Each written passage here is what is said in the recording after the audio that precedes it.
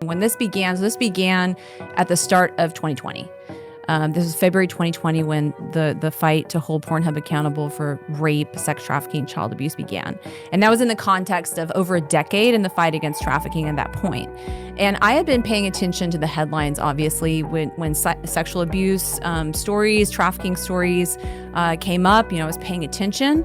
And one of the stories that came up at late 2019 that really arrested my attention. It was a story of a 15-year-old girl, and she was from Broward County, Florida, and she was missing for an entire year, and she was finally found when her distraught mother was tipped off by a Pornhub user that he recognized her daughter on the site. Wow. And she was found in 58 videos being abused for profit. These are monetized videos. Police, were dispatched, and they actually rescued her out of his apartment. She had been impregnated. They got her out of that situation. But that was a story that had made some headlines, and it was a horrifying story.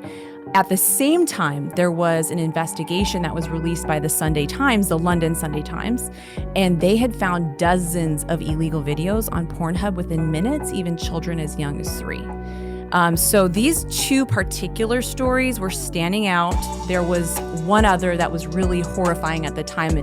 It was about an adult, a woman named Nicole Adamando, and she was from New York.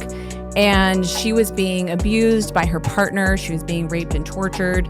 He was filming it, and he was uploading it to Pornhub, and then she ended up killing him in self-defense, but she was sentenced to life in prison, separated from her 2 young children.